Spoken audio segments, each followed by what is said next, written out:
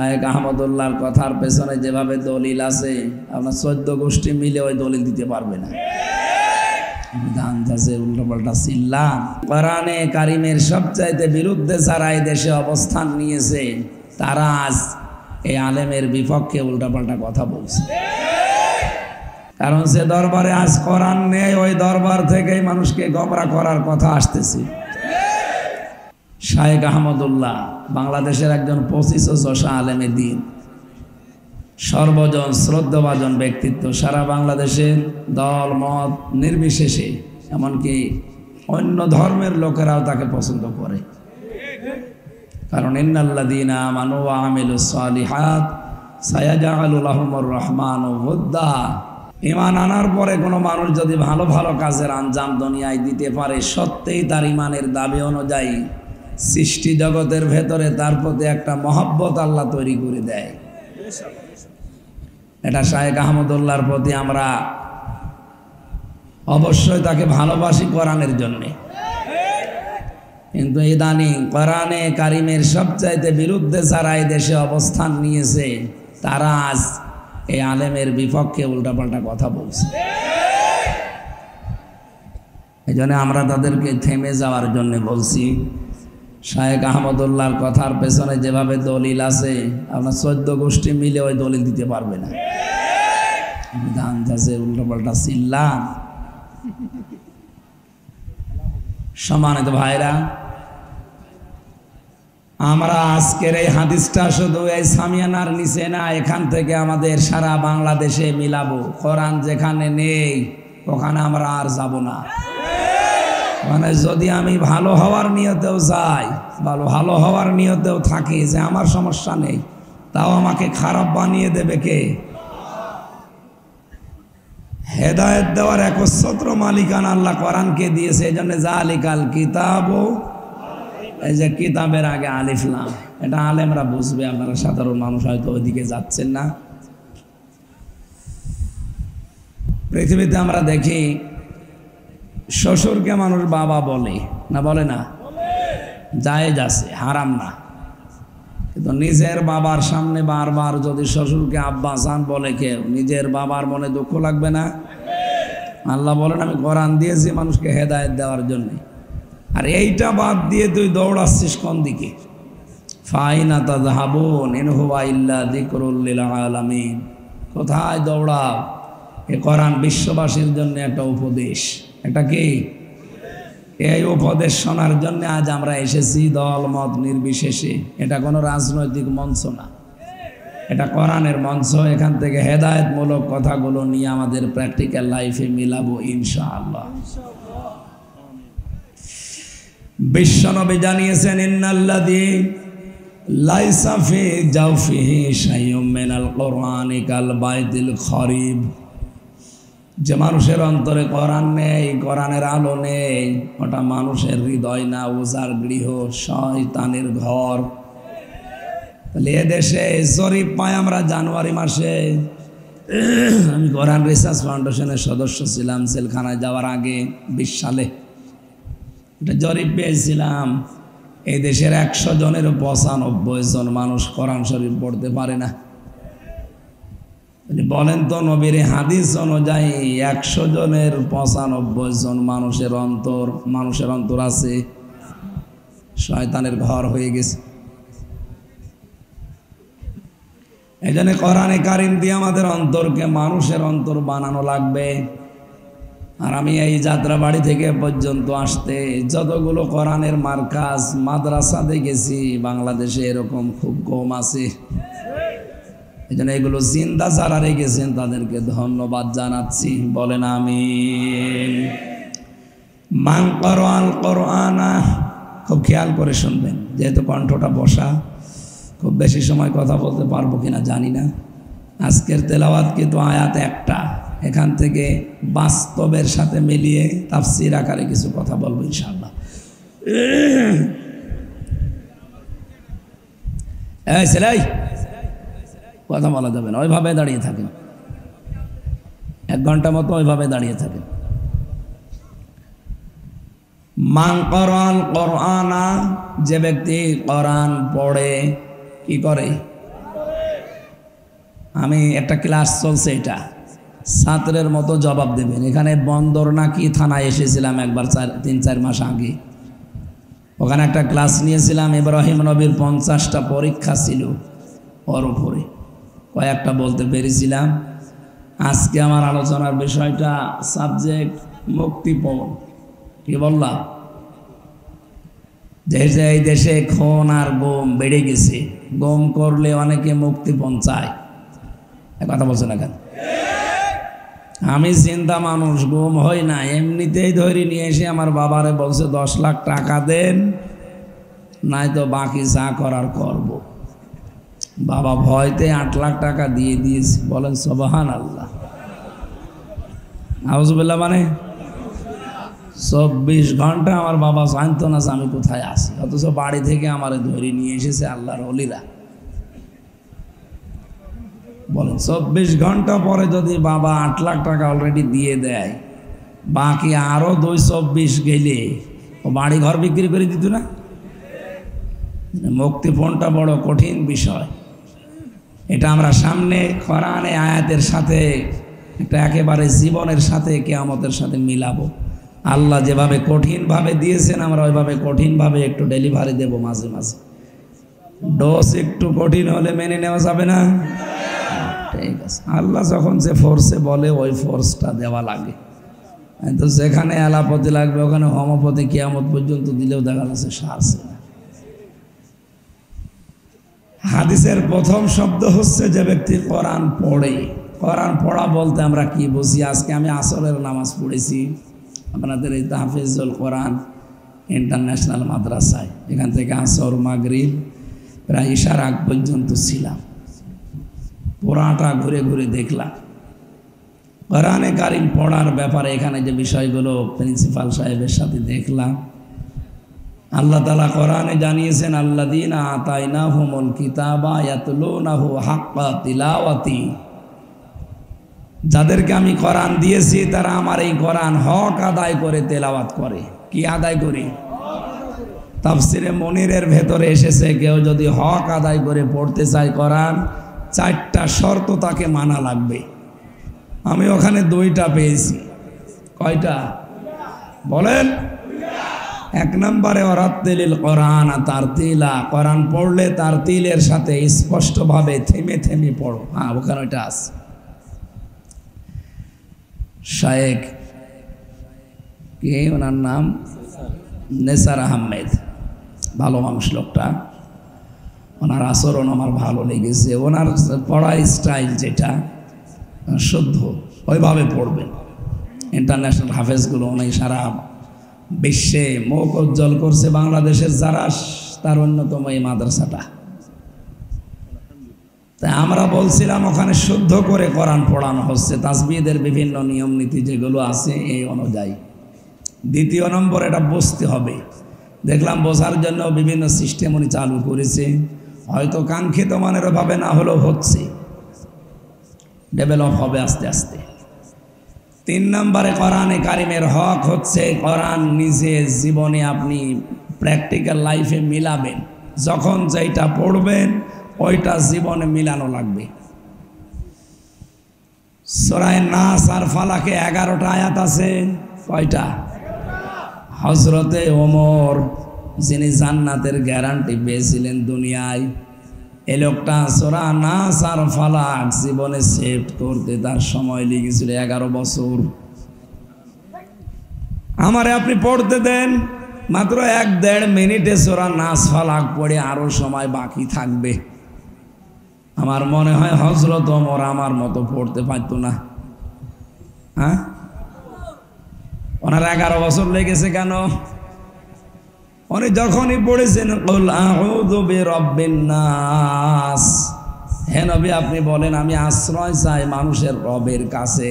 কার কাছে বলেন? রব কি?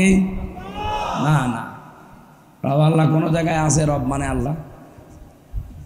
রবের 19টা অর্থ আছে। প্রধানত তার প্রথম অর্থ রব মানে লালন পালনকারী।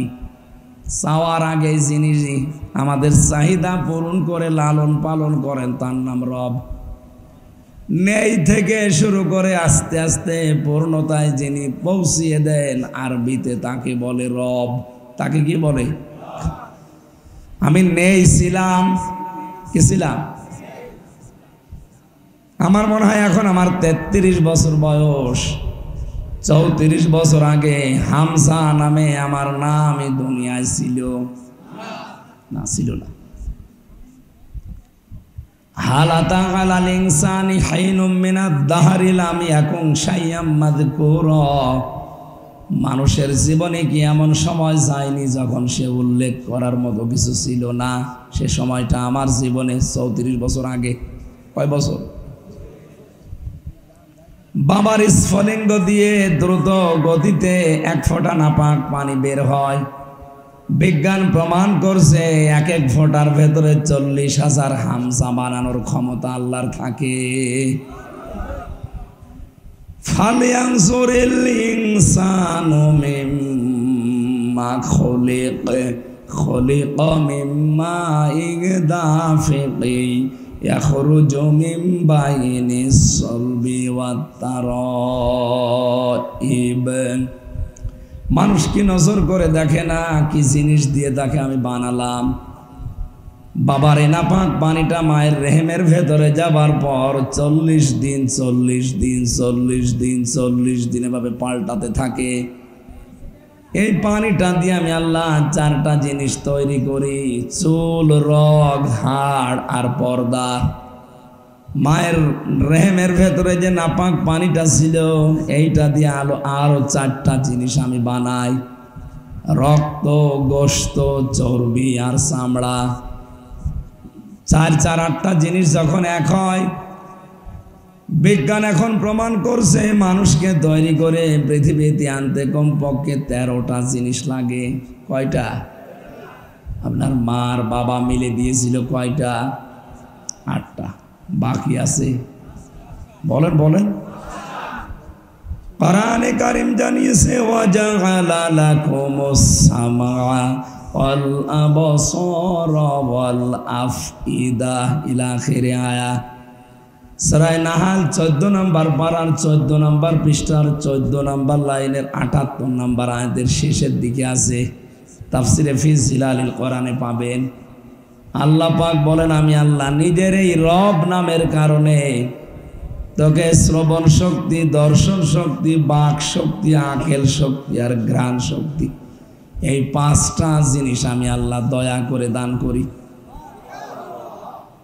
হামজা একটাও যদি তোরে কম দিতাম দুনিয়ায় আসতে ঠিক, কিন্তু অপূর্ণাঙ্গ হয়ে।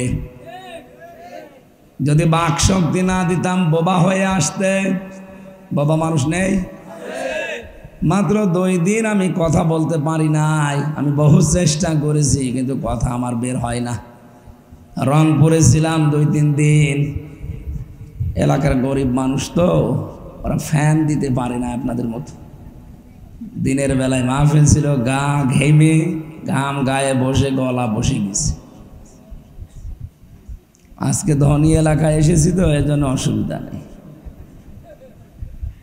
ওখানে থাকার পর 2 দিন গলা এমন বসা বসেছিল, চিকিৎসা যত রকমের আছে যে যা বলেছে তাই খেয়েছে। না, কণ্ঠ কার হাতে? খলাকল ইনসান আল্লামাহুল বায়ান।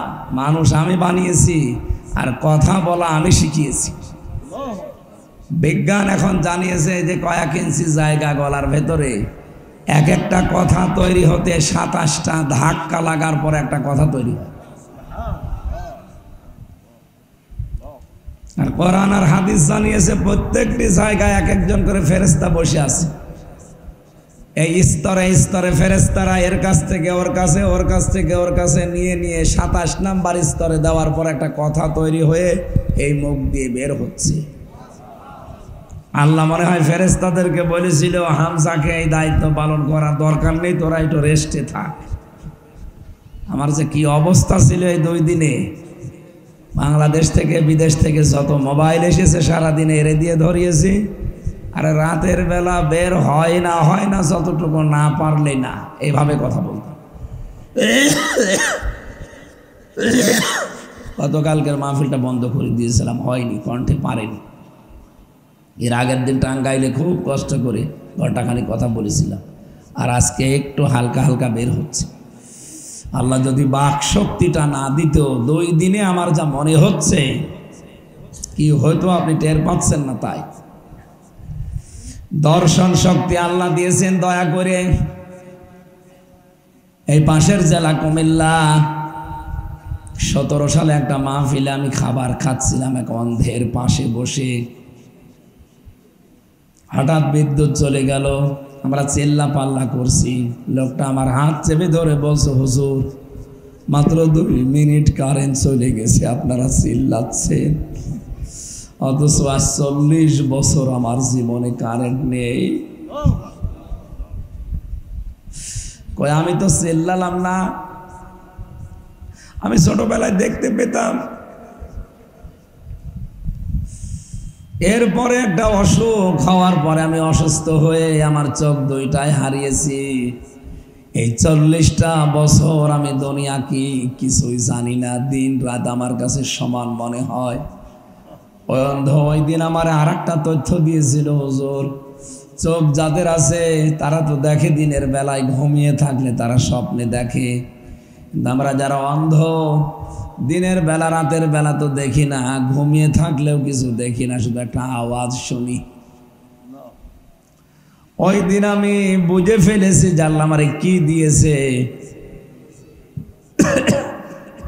রমজানে আমি ওমরা হজে ছিলাম, একটা ভিডিও দেখাচ্ছিল, ওখানে মাত্র 11 বছর বয়সের একটা কোরআনের হাফেজ অন্ধ, বিচারক জিজ্ঞাসা করছে, তুমি তো এতগুলো দেশের ভেতরে ফার্স্ট হয়েছো, এত সুন্দর তেলাওয়াত, কিন্তু তোমার চোখ নেই, তোমার আফসোস লাগে না? আল্লাহর প্রতি তোমার কোনো অভিযোগ নেই? ছেলেটা বলছে, উস্তাদ কোনো অভিযোগ নেই, আমি আরো আনন্দে আছি। আনন্দে আছে মানে চোখ নেই, এরপরে আনন্দে আছে মানে কেবল তোমার জীবন শুরু, সারাটা জীবন এভাবে অন্ধ হয়ে থাকা লাগবে। একটা বারের জন্য আল্লাহর প্রতি কোনো অভিযোগ অনুযোগ তোমার আসে না যে আল্লাহ তুমি আমার চোখ দিলি না কেন, আমি তো খারাপ কাজে বের হয়েছি না। তোমার কোরআন আমি অলরেডি 11 বছর বয়সে অন্ধ মুখস্থ করে ফেলেছি, চোখটা দিলে আমি আরো এগিয়ে যেতে পারতাম। ছেলেটা চোখের পানি ফেলে দিয়ে দেখলাম বলছে, উস্তাদ কিয়ামতের ওই কঠিন ময়দানে মানুষকে যখন আল্লাহ একা একা সামনে ডাকবে, ওয়াকুল্লুহুম আতিহি ইয়াউমাল কিয়ামাতি ফারদা। সূরা মরিয়মের 95 নম্বর আয়াতে আল্লাহ জানিয়েছেন, কিয়ামতে প্রতিটি মানুষকে আল্লাহ ডাকবেন স্রেফ একা একা। কয়জন করে? আল্লাহ তার নিজের সামনে ডাক দেবে হামসাকে। এই 33 বছর জীবনের জীবনের প্রতিটি নিয়ামতের পঙ্খানো হিসাব দিয়ে তারপরে সামনে যাওয়া লাগবে। ছেলেটা বলে, বিচারপতি বা বিচারক, উস্তাদ আল্লাহ যদি আমাকে কিয়ামতে ডাক দিয়ে বলে, আব্দুর রহমান তোর পা থেকে মাথা পর্যন্ত একটা একটা করে নিয়ামতের জবাব দে, পা থেকে শুরু করে মাথা পর্যন্ত আসতে যখন চোখ পর্যন্ত আসবে, আল্লাহকে অন্তত ডাক দিয়ে বলা, আসতে আল্লাহর আইন আছে কিনা এগুলো মিলিয়ে মিলিয়ে 19টা যখন পুরা মিলাতে পারতেন তখন বলতেন মালিকিন নাস। এই কারণে তার নাস ফালাক পড়তে লেগেছে 11 বছর, আর আমাদের লাগে 1.5 মিনিট। কোরআন পড়ার অর্থ আমি তাহফিজ হলো কোরআনে আজ 2-3 ঘন্টা সময় ব্যয় করে যেটা বুঝলাম, শুদ্ধ করে পড়ার নিয়ম আছে, কোরআন বোঝারও সিস্টেম চালু করছে, কিন্তু এটা আমার প্র্যাকটিক্যাল লাইফে মানা লাগবে। হযরত ওমরের মতো এভাবে সেট করে করে এই সিস্টেম আজ অনেক জায়গায় নেই, আর আমরা অনেকে জানিও না। এটা বসে বসে উনি তেলাওয়াত করছে সকালবেলা ফজরের পর, ওয়ালা ইয়াহুদ্দু আলা তাআমিল মিসকিন। আল্লাহ পাক বলেন, মিসকিনকে যারা খাবার দেয় না, খাবার দেওয়ার জন্য উৎসাহ দেয় না মানুষকে, এই মানুষগুলো আর যাই করুক কিয়ামতে বিশ্বাস করে না। অথচ উনি পড়ছিল, তেলাওয়াত করছিল, আর আল্লাযী ইউকাযযিবু বিদ্দীন। হে নবী, আপনি কি দেখেছেন ওই মানুষগুলো যারা কিয়ামত বিশ্বাস করে না? নবীজি বলেন, কই, আমার কাছে যারা আসে এরা তো সবই মনে হয় কিয়ামতে বিশ্বাসী। আল্লাহ পাক বলেন না, ফাযালিকাল্লাযী ইয়াদউল ইয়াতীম, যারা এতিমের গলায় ধাক্কা দেয়, মিসকিনদেরকে খাবারের ব্যবস্থা করে না। ও কোরআন পড়ছে আয়াত, একজন অসহায় মানুষ, ভিক্ষুক, ফকির, একজন মিসকিন এতিম এসে একটু সাহায্য চেয়েছে, কোরআন শরীফ পড়া বন্ধ করে সামর্থ্য অনুযায়ী তাকে কিছু দেওয়ার দরকার ছিল। কথা বলেন? তাহলে এইটা হয়তো 3 নাম্বার শর্ত, এটা বাস্তব জীবনে আমল। 4 নাম্বারটা বড় কড়া, কঠিন। কেউ যদি বলে আমি কোরআন পড়ি, তাহলে তাকে শুদ্ধ করে পড়া লাগবে, অর্থ বোঝা লাগবে, ওটা প্র্যাকটিক্যাল লাইফে মানা লাগবে। 4 নাম্বারে ওটা যেন মানুষ মানতে পারে এই ব্যবস্থা করে দেওয়া লাগবে। এদেশে ওই সিস্টেম আছে? ওইটাই তো চেয়েছিলাম, যে শুধু নিজে শুদ্ধ করে পড়বো না, শুধু নিজে বসবো না, নিজেই মেনে নেব না, আমি মানুষকে মানাতে চাই। এরকম একটা ব্যবস্থা, এরকম একটা পরিবেশ তৈরি করতে চাই। এই কারণে 3 বছর ছেলে আমি। কোন কারণে আপনি ছেলে আমারে রাখলেন বলেন? আমি কি আপনার মেয়ের দিকে তাকিয়েছিলাম? বলেন না। এই গল্প বলছো, বন্ধ করেন না কেন? কোরআন পড়ার যে 4টা শর্ত বললাম, আমি সহ যারাই আছি, আল্লাহ আমাদেরকে আমাদের প্র্যাকটিক্যাল লাইফে এই 4টা শর্ত মেনে কোরআন হক আদায় করে পড়ার তৌফিক দিন। দ্বিতীয় শব্দ কি? ফাস্তাযহারাহু, যে ব্যক্তি কোরআনকে ইজহার করে। ইজহার মানে না, এজহারের 99টা অর্থ আছে। এজহার মানে স্পষ্ট করা, এজহার মানে দাঁড় করানো, এজহার মানে বিজয় করা, এজহার মানে কায়েম করা, এজহার মানে প্রকাশ করা, এজহার মানে জানানো। তার মানে কোরআন যে পড়ে শর্ত আদায় করে, হক আদায় করে, আর কোরআনকে দাঁড় করানোর জন্যে, বিজয়ী করার জন্য যারা দুনিয়ায় চেষ্টা চালাবে, এরকম মানুষ তো এখন দেশে বেশি নেই। আর এই কথা বললে অনেকে রাজনীতি মনে করে মন খারাপ করে। কোরআন বিজয়ী করা লাগবে, কোরআন কায়েম করা লাগবে, প্রতিষ্ঠিত করা লাগবে। কথা শোনার পরে যদি কারো কাছে রাজনীতি মনে হয়, এটাই রাজনীতি। যদি কারো মন খারাপ হয়, কসম করে বলছি ওর পেছনের আমল আল্লাহ সব নষ্ট করে দিয়েছে। এটা তো আমি বানিয়ে বললাম। সূরা মুহাম্মদ 9 নম্বর আয়াত, যালিকা বিআন্নাহুম কারিহু মা আনজালাল্লাহু ফাআহবাতা আমালাহুম।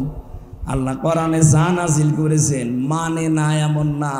যদি কেউ কোনো বিধান শোনার পরে মন খারাপ করে, সঙ্গে সঙ্গে ফাআহবাতা আমালাহুম, ওর পেছনের সব ভালো কাজ আল্লাহ নষ্ট করে দেয়।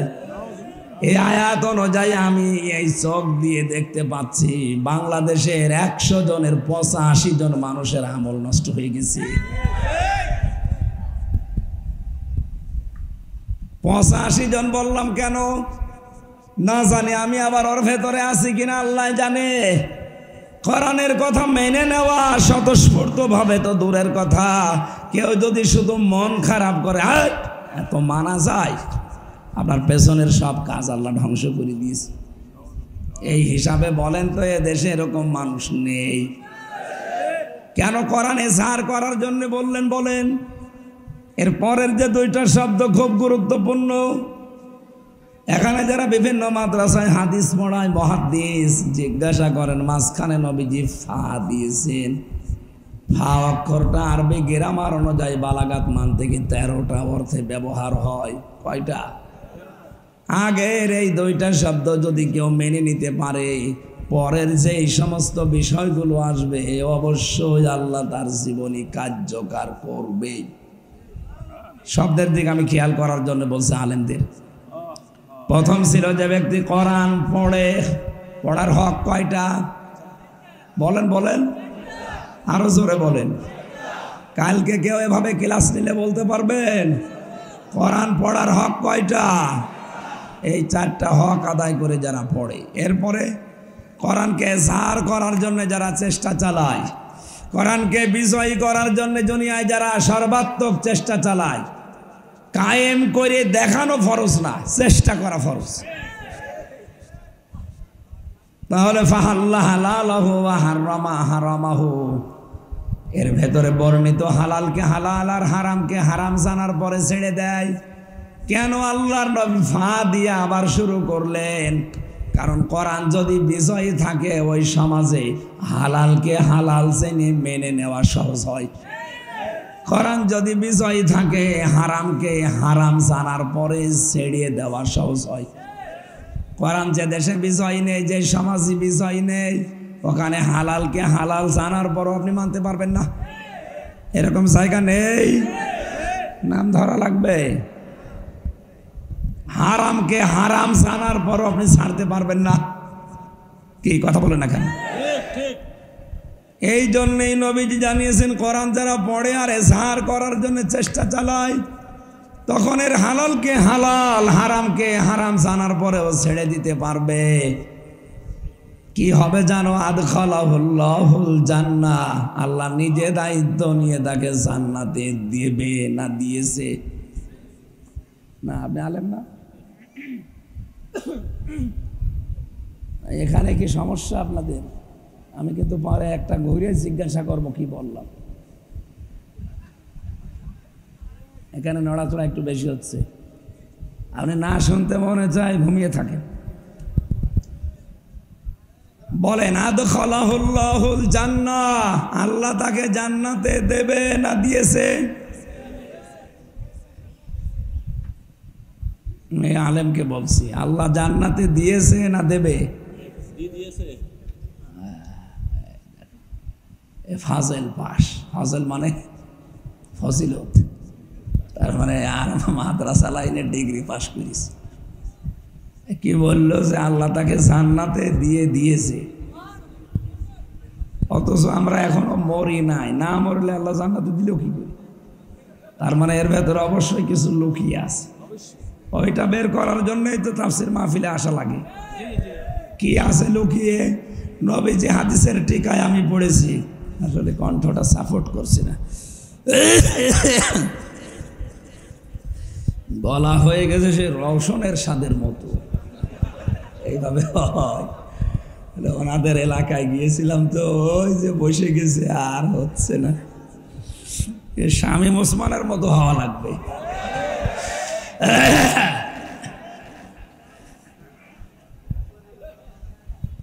কি বলছিলাম বলেন তো? কেউ যদি কোরআন পড়ে আর কোরআনকে বিজয়ী করার জন্য চেষ্টা চালায়, তাহলে সে হালালকে হালাল হারামকে হারাম জেনে মেনে নিতে পারবে। নবী জীবনের এরকম পরিবেশ যদি তৈরি করতে পারো, তুমি মনে করবা যে একটা জান্নাতে আছে। আদখালাহুল্লাহুল জান্নাহ, আল্লাহ তাকে জান্নাতে দেবে না দিয়েছে, এটা মাঝে শিখা। সুতরাং এরকম পরিবেশ যদি আমরা তৈরি করতে পারি, সত্যিই বিশ্বাস করেন একটা মিনি জান্নাতে দেশ তৈরি হয়ে যাবে। সেটাকে মনে করতে পারছি। আজ দাড়িওয়ালা এরকম 10টা মানুষকে আপনি দাওয়াত দিয়ে ঘরে খাওয়াবেন, ওদিকে 10 জন থানায় খবর দেবে, ওখানে গোপন মিটিং চলছে। কি জান্নাতে আসি! এজন্য আদখালাহুল্লাহুল জান্নাহ মিলছে না। আরো বিভিন্ন কিরামান কাতিবিন বিভিন্ন জায়গায় বসে আছে, তো এই জন্য আমি আর নিচে নামতে পারলাম না। আমি আজকে এমনি কোর্টে হাজিরা দিয়ে আসলাম। বিচারক যেভাবে তাকাচ্ছিল, না জানে আজকে আবার যদি আটকিয়ে দিত, তাফসীর করা আকাশে চুল খেত। থাক, আমি নিচে নামছি না, আমি তেল তালা ওয়াজ করছি। ঠিক আছে? অবশ্যই ঠিক আছে। আপনি রাজি থাকলে আমার অসুবিধা নেই।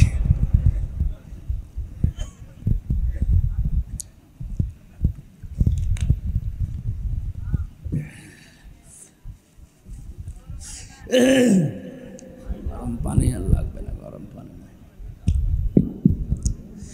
সুবহানাল্লাহ, আলহামদুলিল্লাহ। এটা একটু সরাও, পায়ে লাগছে।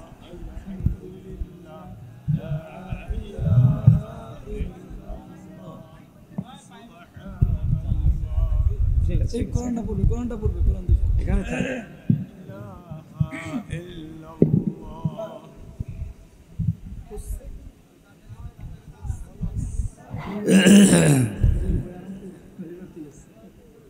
ঠিক আছে,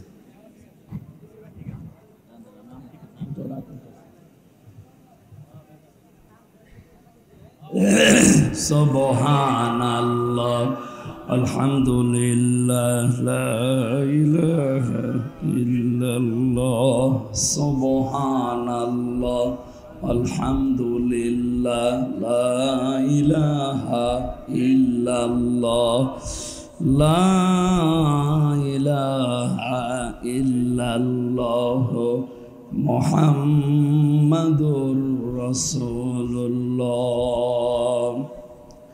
সম্মানিত ভাইরা, হাদিসের ব্যাখ্যার অসাফাহু ফি আশারাতিন মিন আহলি বাইতিহি কুল্লুহুম কদ ওয়াজাবাত লাহুন নার শেষ পর্যন্ত আমার দরকার নেই। আমি যতটুকু বোঝানোর চেষ্টায় ছিলাম আমি আশা করি এ পর্যন্ত বুঝে ফেলেছি। কোরআন আমাদের হক আদায় করে পড়া লাগবে আজকে থেকেই। যদি এ বয়সেও না পারেন, মরণের আগ পর্যন্ত টার্গেট নেন। আজরাইল না আসার পর্যন্ত আমি তালবে ইলম থাকবো। কারণ তালবে ইলম অবস্থায় যদি আলিফ বা তাসা পড়তে পড়তেও মারা যান, আপনার কবরে আর কোনো হিসাব নেই, বিনা হিসাবে জান্নাত পেয়ে যাবেন। এই সুযোগটা কাজে লাগানো যাবে না। যে জরিপ পাওয়া যায় 100 জনের 95 জন আমরা পড়তে পারি না, এই জরিপ আমরা আগামী বছর উল্টিয়ে ফেলবো ইনশাআল্লাহ। ওরা উল্টিয়ে 100 জনের 100 জনই আমরা জেনে জেনে কোরআন পড়তে পারি। তা আনাকুম জানাকুম না, হক আদায় করে এই 4টা শর্ত মেনে বলেন। তাহলে যে যতটুকু পড়বে শুদ্ধ করে বুঝবে, নিজে আমল করবে আর মানুষের কাছে পৌঁছাবে, এই দেশে কোরআনে কারিম প্রচারে আর কেউ বাধা দেওয়ার সাহস করবে না। কারণ আমরা 96 ভাগ, বাধা দেবে কে? 2 নম্বরে যে যেখানে আসি ওই জায়গা থেকে কোরআন যেন প্রকাশ হয়, প্রচার হয়, এজাহার হয়, দাঁড় হয়, কায়েম হয়, বিজয় হয়। চেষ্টা চালিয়ে যাব, বাকি ফল আল্লাহর হাতে। কারণ এই কোরআনের মালিক আমি না, এই জমিনের মালিকও আমি না। এই কোরআনের মালিকও আল্লাহ, জমিনের মালিকও আল্লাহ। আমরা শুধু কামলা, শ্রম দিয়ে যাব, শেষে বেতন পাবো। আল্লাহ এই বেতনটা যেন আমাদের জান্নাত, এটা দান করেন। তাহলে মিনি জান্নাতে দুনিয়া থেকে আমরা দেখে যেতে পারবো ইনশাআল্লাহ। দরুদ আর সালাম পাঠ করে কোরআনে কারিমের একটা আয়াত পড়েছি মাত্র, সূরা মাআরিজ থেকে 11 নম্বর আয়াত। আমার আলোচনার বিষয় আজকে মুক্তিপণ। কি বললাম? এত কঠিন বিষয় এটা। দুনিয়ার হিসাবে তো আছেই, মরণের পরে আল্লাহ একটা বিষয় সাজিয়েছেন। আল্লাহ রাব্বুল আলামিন বলেন, মানুষের মরণের পরে আমি ময়দানে মাহশারে এমন কঠিন অবস্থা বানাবো, কিয়ামতের ওই ময়দানটা 50 আলফা সানা মিম্মা তাউদ্দুন। দুনিয়া 1-2 করে যেভাবে গণনা করো, মরণের পরে এক একটা দিন শুরু হবে কিয়ামতে 50,000 বছরের মতো লম্বা। এ বিশাল জীবন, এক একটা দিন। বিজ্ঞানী আয়াত নিয়ে প্রমাণ করতে চেয়েছে, কেউ যদি দুনিয়াতে 100 বছর হায়াত পায়, মরণের পরে যে জীবন শুরু হচ্ছে, ওই জীবনে এক একটা দিনের তুলনায় মানুষ যেন মাত্র 2.5 সেকেন্ড বেশি থাকে। কত? আমি 33 বছর এখন বয়সে, ওই হিসাবে আমি মাত্র 1 মিনিট হায়াত পেয়েছি মরণের পরের জীবনের তুলনায়। হ্যাঁ, কথা বলেন না কেন?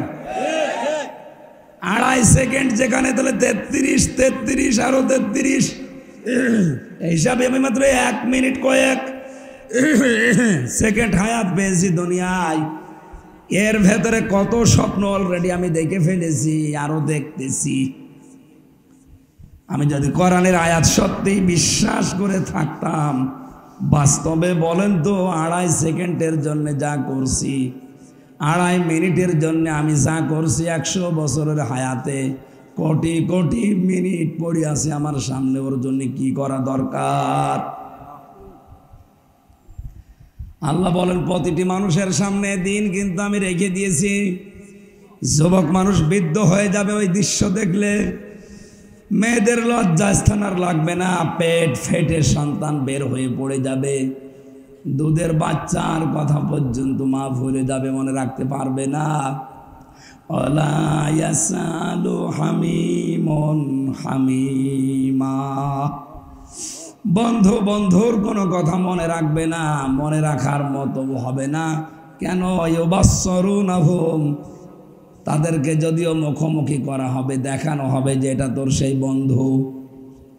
কয়েকদিন আগে আমি দিনাজপুর গিয়েছিলাম, বিশ্ববিদ্যালয়ে থাকাকালীন এক বন্ধু ছিল মাওলানা মাহফুজুর রহমান।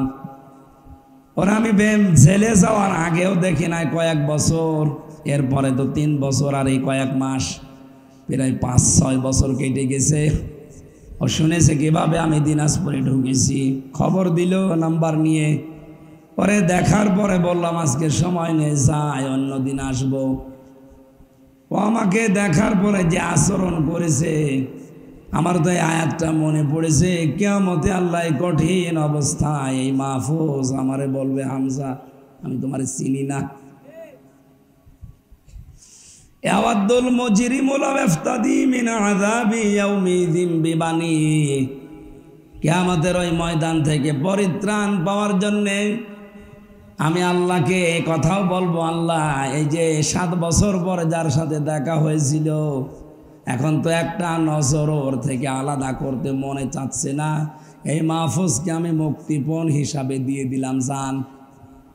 অন্তরঙ্গ এত বড় বন্ধুকে পর্যন্ত মানুষ মুক্তিপণ দিতে চাইবে, বিবানি নিজের সন্তান পর্যন্ত। আল্লাহ সন্তানের নাম দিলেন কেন? এই পৃথিবীতে আমরা বন্যা দেখেছি, জলোচ্ছ্বাস দেখেছি, বন্যার সময় অনেক মা পর্যন্ত নিজে ভাসতে ভাসতে মারা গেছে, নিজের 2 বছরের ছেলে আর মেয়েকে বুকের উপরে রেখে ভাসিয়ে রেখেছে। তার মানে নিজের জীবনের তুলনায় সন্তানকে ভালোবাসে এরকম মা দুনিয়ায় আছে? বলেন। আমার ওই ছোট মেয়েটা ফারিহা জান্নাত, ওর আমি ছেলে যাওয়ার 1 বছর রেখে গিয়েছিলাম, এখন ওর বয়স 4 বছর, এখনো আমারে ভালো চেনে না, কিন্তু ওর প্রতি আমার যে ভালোবাসায় 3 বছরে জন্মিয়েছে। এই যে কোরআন শরীফ আমার সামনে, বাস্তব কথা বলছি। আজ প্রধানমন্ত্রী শেখ হাসিনা যদি আমারে বলে দেশ তোমার নামে লিখে দিলাম, ফারিহাকে জবাই করো, আমার দ্বারা সম্ভব না, সত্যি বলছি। অথচ আল্লাহ ফারিহার নামটাই দিয়েছেন আগে বিবানি। কিয়ামতে এই ফারিহাকে হামজা বলবে, আল্লাহ এরেও দিয়ে দিলাম, আমারে মুক্তি দাও। নারায়ণগঞ্জবাসী বিষয়টা বলতে আমি যত সহজে বলছি, এটা প্র্যাকটিক্যালে কি অত সহজ? বলেন। আপনি বাস্তবে ওই সম্মুখীন হন তো দেখি। ইব্রাহিম আলাইহিস সালাম হয়েছিলেন 80 বছর বয়সের সন্তান হওয়ার পরেও 13 বছর খোঁজ খবর নেননি।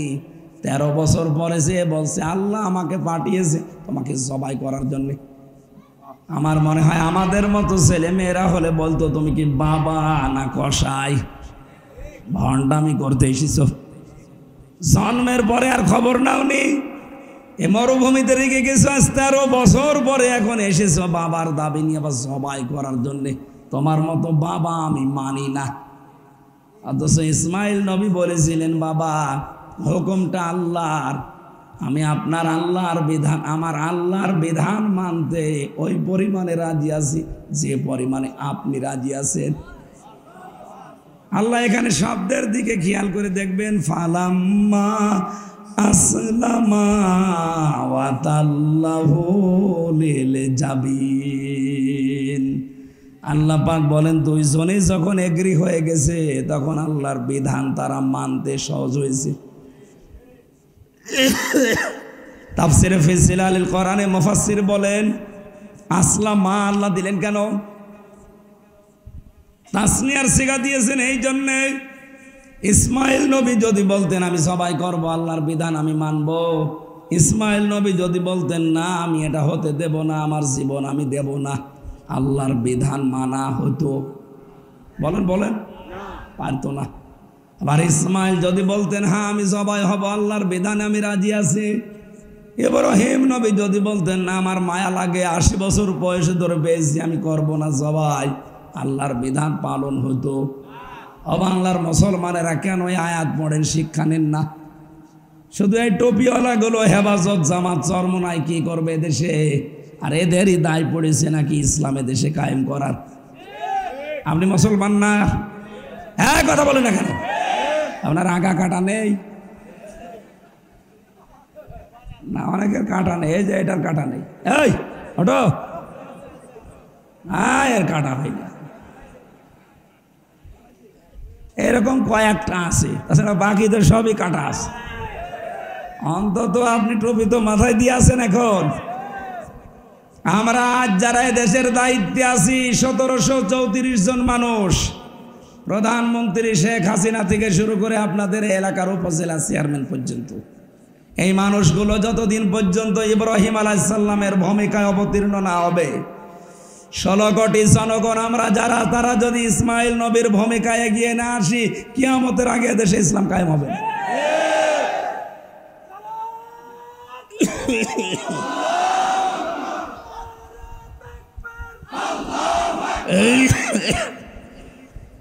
যতটুকু বসার যদি বুঝে থাকেন, আমার মনে হয় ওয়াজ হয়ে গেছে। আমরা আহ্বান যারা যারা দায়িত্বে আছেন, আপনারা ইব্রাহিম নবীর ভূমিকায় আসেন। নারায়ণগঞ্জের বন্দরে যে 50টা পরীক্ষার কথা বলেছিলাম জাতির পিতা ইব্রাহিম আলাইহিস সালামের, আপনার যারা দায়িত্বে আছেন আমাদের পিতার মতো অভিভাবক, সুতরাং আমরা চাই আমাদের জাতির পিতা ইব্রাহিম নবীর মতো এগিয়ে আসবেন আল্লাহর বিধান পালন করার জন্য। আমরা 16 থেকে 18 কোটি জনগণ ইসমাইলের ভূমিকায় জীবন দিতে আমরা রাজি আছি আল্লাহর বিধানের জন্য। দেখবেন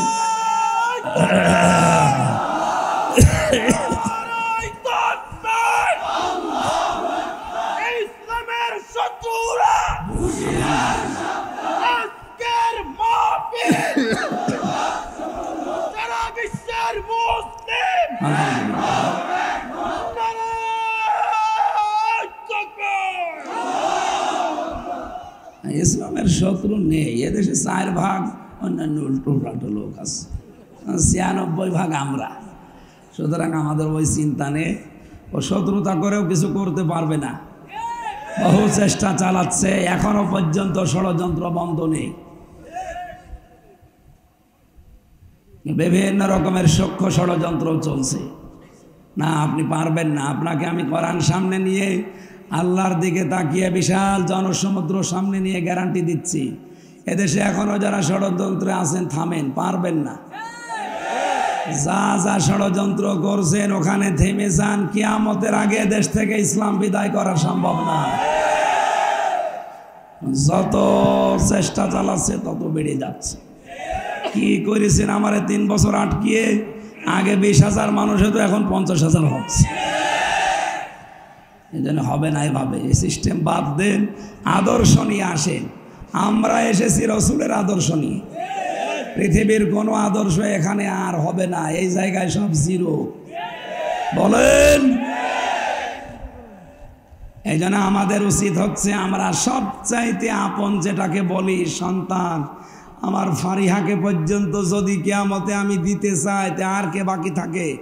আল্লাহ এরপরও আরেকজনের নাম দিয়েছে। আল্লাহ পাক বলেন ওয়াসাহিবাতিহি ওয়া আখি,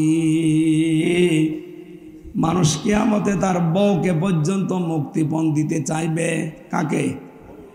বলেন বলেন,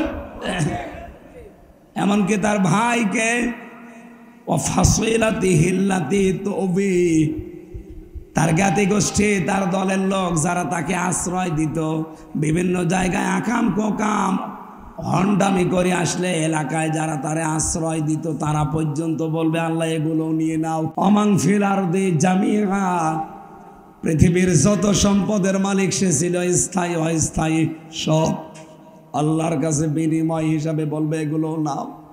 সুম্মা ইউনজি, এরপরেও তুমি আমাকে বাঁচাও। ও বাংলার মুসলমানেরা একটু খেয়াল করেন আয়াতগুলো, আল্লাহ কত শক্তভাবে আমাদের জানাচ্ছেন। এই কথাগুলো বলতে বলতে আল্লাহ হঠাৎ করে আলোচনার ধরনটা পাল্টিয়ে ফেলেছেন। আল্লাহ পাক বলেন এতগুলো জিনিস মানুষ আমাকে দিতে চাচ্ছে মুক্তিপণ হিসাবে বাঁচার জন্যে।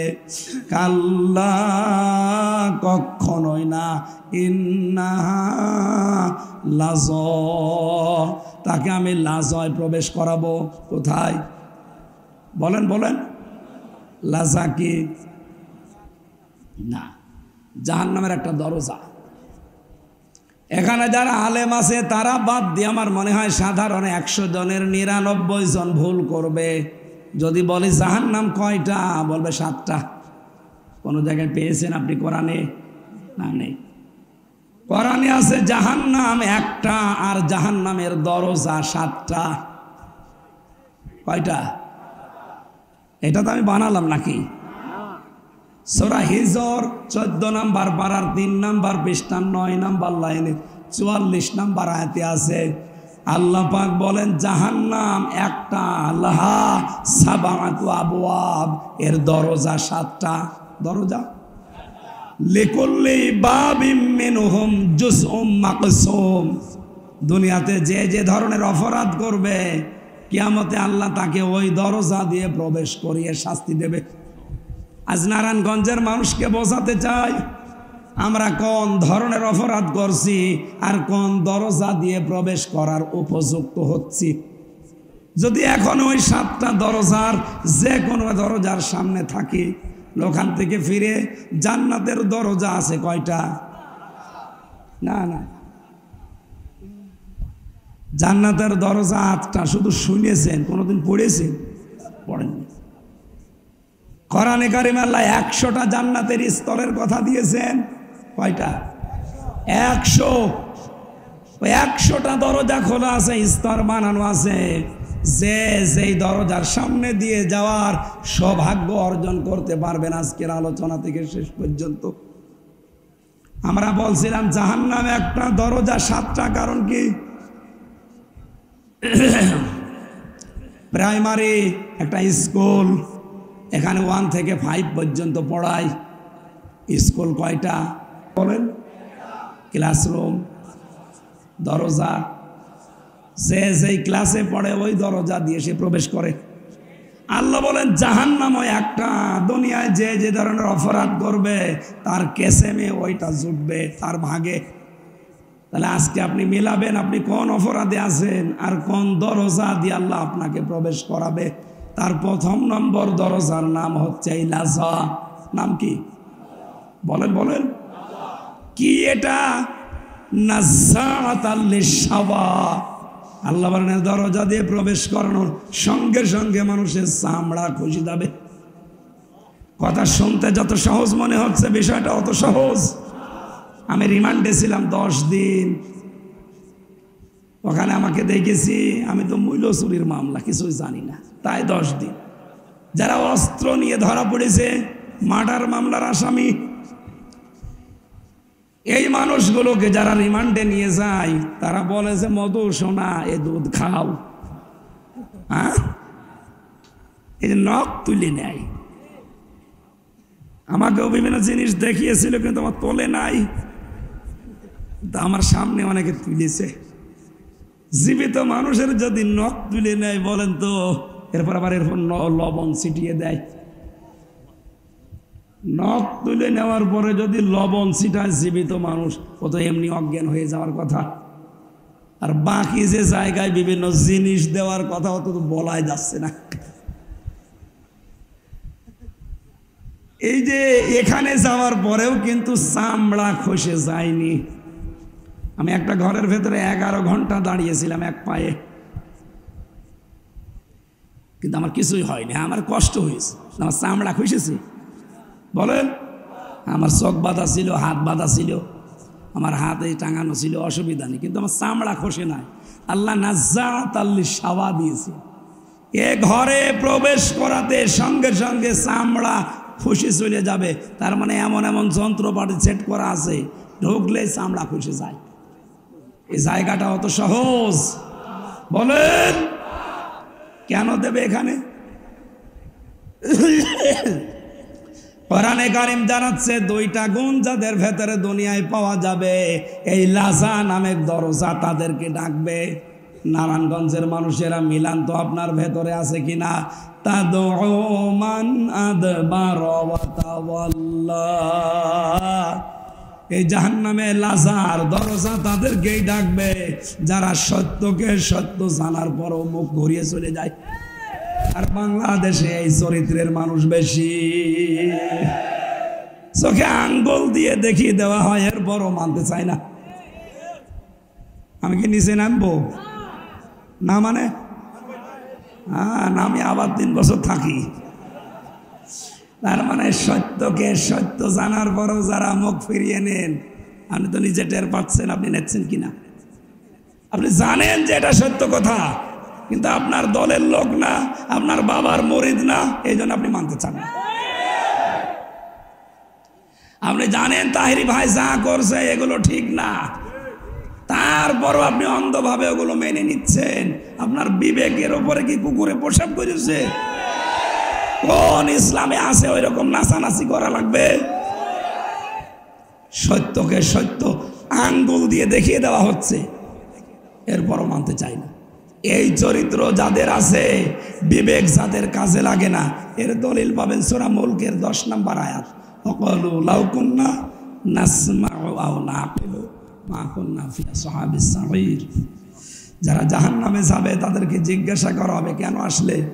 ওরা বলবে আমাদের আকেল ছিল, বিবেক ছিল, আমরা কাজে লাগাইনি।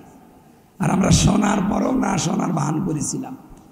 তার আপনি শোনার পরও সত্যকে সত্য জানার পরও যদি না মানেন, 2 নম্বরে কি? যারা মাল সম্পদ জমা করে আর এগুলো সংরক্ষণ করার জন্য সব সময় চেষ্টা চালায়। এই বাংলাদেশে এই চরিত্রের মানুষও দিন দিন বাড়ছে। কি করে জমা করবে জমা করবে জমা করবে, আর এগুলো কি করে সংরক্ষণ করা যায়, সে বৈধ হোক আর অবৈধ হোক। দেশে জায়গা হচ্ছে না, অনেকের বেগম পাড়া বানাচ্ছে। এখানে মাল শব্দটার অর্থ পেয়েছি আমি 4টা। কয়টা বলেন? বলেন। মালের প্রধান অর্থ হচ্ছে নেককার স্ত্রী।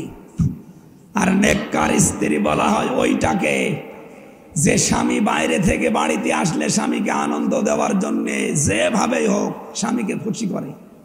সে সাজগোজ দিয়ে, কথাবার্তা দিয়ে, এমনকি কাতো দিয়ে হলো, অসুবিধা নেই।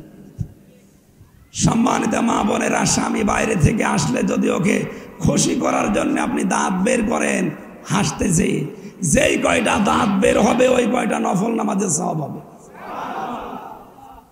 এবার সুবহানাল্লাহ জোরে বলার দরকার নেই, বাড়ি যেয়ে দেখবেন দাঁত কেলিয়ে পড়ে আছে, ও আর বন্ধ হচ্ছে না। কেন? হুজুর বলল যেই কয়টা দাঁত দেখবা ওই কয়টা নফল হজের সওয়াব, যা আছে সব বের করে দিলাম। না, আপনাকে স্বামী অনেক বড় জিনিস, খুশি করার চেষ্টা করবে। এখানে প্রশ্ন আসতে পারে মা বোনদের, ওই যে 2 জন মহিলা দাঁড়িয়ে আছে, ওরা যদি বলে হুজুরে ওয়াজ থামান, ওই এমন জল্লাদের সাথে বিয়ে হয়েছে, শাহজাহান জল্লাদ, ও জীবনে কোনোদিন একটু পাউডারও কিনে দেয় না, আমি মাখবো কি? এরকম জল্লাদ নেই দেশে। না, স্ত্রীর জন্য যদি সাজগোজের জন্য খরচ করেন, এটা আবার রেকর্ড করছে, কিন্তু এখনই ম্যাডাম শুনবে, লাইভ চলছে। আমার মনে হয় এই হাদিস না বলাই ভালো হবে না। যদিও আমি এই ওমরা থেকে আসার সময় ওর মেকআপ বক্স দিয়ে এসেছি, সুতরাং আমার বলা অসুবিধা নেই। না, স্ত্রীর সাজ